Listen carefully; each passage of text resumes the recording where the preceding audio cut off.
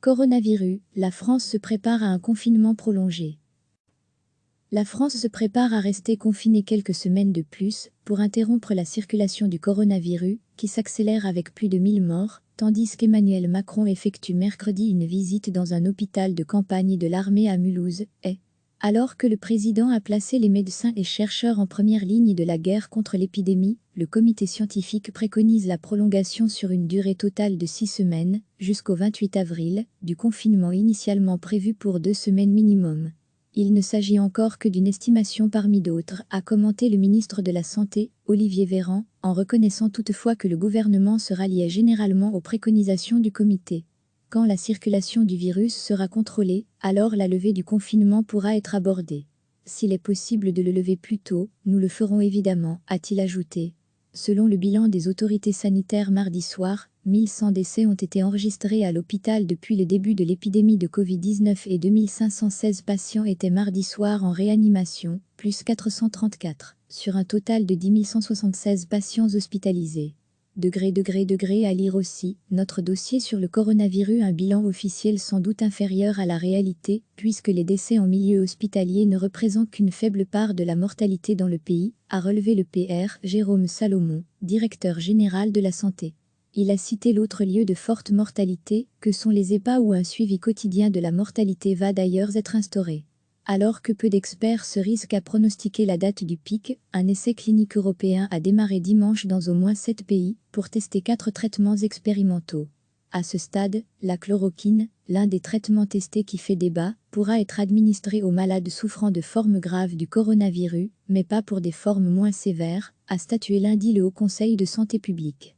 Le professeur Raoult, dont les préconisations pour un traitement à la chloroquine des malades du Covid-19 font polémique, a annoncé mardi se mettre en retrait du conseil scientifique accompagnant l'exécutif sur la maladie, assurant privilégier un lien direct notamment avec Emmanuel Macron. Le président a installé mardi après-midi un nouveau comité d'analyse, recherche et expertise, CAR, qui réunit 12 chercheurs et médecins pour conseiller le gouvernement sur les traitements et les tests contre le coronavirus.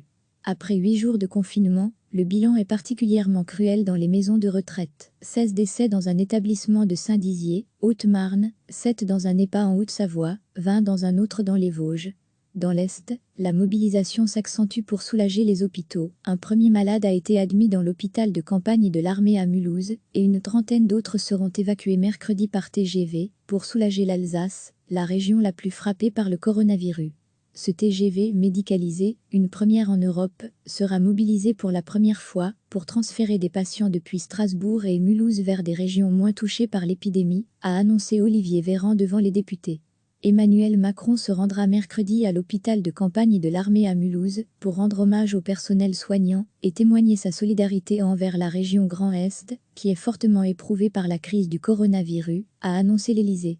Beaucoup de nos concitoyens aimeraient retrouver le temps d'avant, mais il n'est pas pour demain, a prévenu lundi soir Édouard Philippe en annonçant un durcissement des mesures de confinement. Sortir pour promener ses enfants ou faire du sport, c'est dans un rayon de 1 km de chez soi, maximum pour 1 heure, tout seul et 1 fois par jour, a-t-il notamment précisé.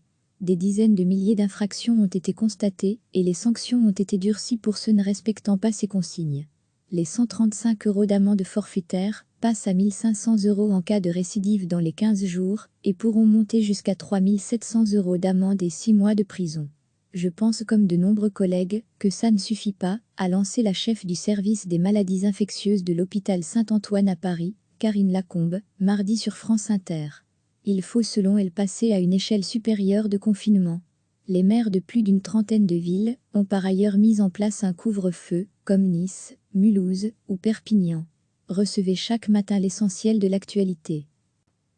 La France se prépare à rester confinée quelques semaines de plus pour interrompre la circulation du coronavirus, qui s'accélère avec plus de 1000 morts, tandis qu'Emmanuel Macron effectue mercredi une visite dans un hôpital de campagne de l'armée à Mulhouse.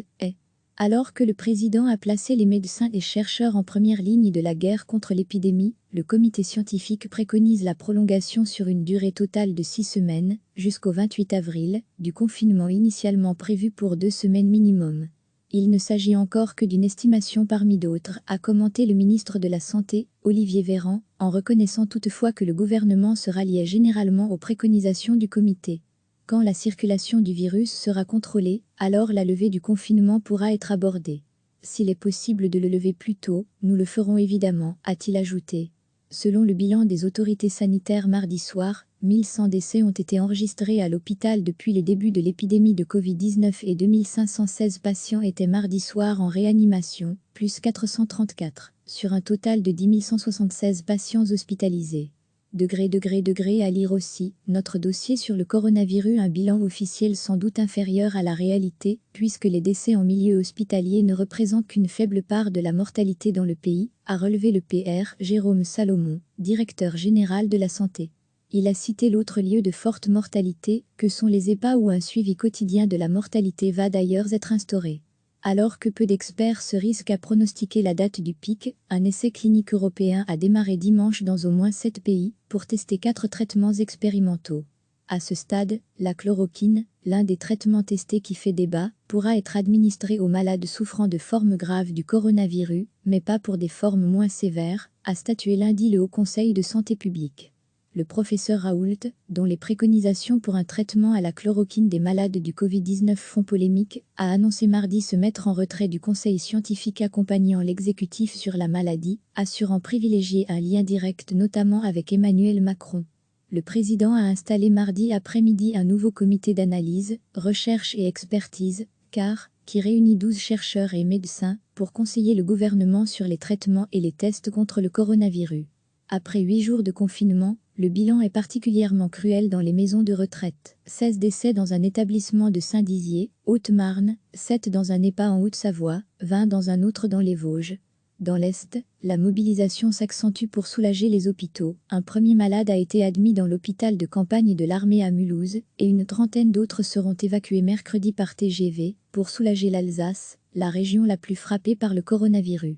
Ce TGV médicalisé, une première en Europe, sera mobilisé pour la première fois pour transférer des patients depuis Strasbourg et Mulhouse vers des régions moins touchées par l'épidémie, a annoncé Olivier Véran devant les députés. Emmanuel Macron se rendra mercredi à l'hôpital de campagne de l'armée à Mulhouse pour rendre hommage au personnel soignant et témoigner sa solidarité envers la région Grand Est, qui est fortement éprouvée par la crise du coronavirus, a annoncé l'Élysée. Beaucoup de nos concitoyens aimeraient retrouver le temps d'avant, mais il n'est pas pour demain, a prévenu lundi soir Édouard Philippe en annonçant un durcissement des mesures de confinement. Sortir pour promener ses enfants ou faire du sport, c'est dans un rayon de 1 km de chez soi, maximum pour 1 heure, tout seul et 1 fois par jour, a-t-il notamment précisé. Des dizaines de milliers d'infractions ont été constatées et les sanctions ont été durcies pour ceux ne respectant pas ces consignes. Les 135 € d'amende forfaitaire passent à 1 500 € en cas de récidive dans les 15 jours et pourront monter jusqu'à 3 700 € d'amende et 6 mois de prison. Je pense comme de nombreux collègues que ça ne suffit pas, a lancé la chef du service des maladies infectieuses de l'hôpital Saint-Antoine à Paris, Karine Lacombe, mardi sur France Inter. Il faut selon elle passer à une échelle supérieure de confinement. Les maires de plus d'une trentaine de villes ont par ailleurs mis en place un couvre-feu, comme Nice, Mulhouse ou Perpignan. Cliquez sur s'abonner pour recevoir les dernières nouvelles.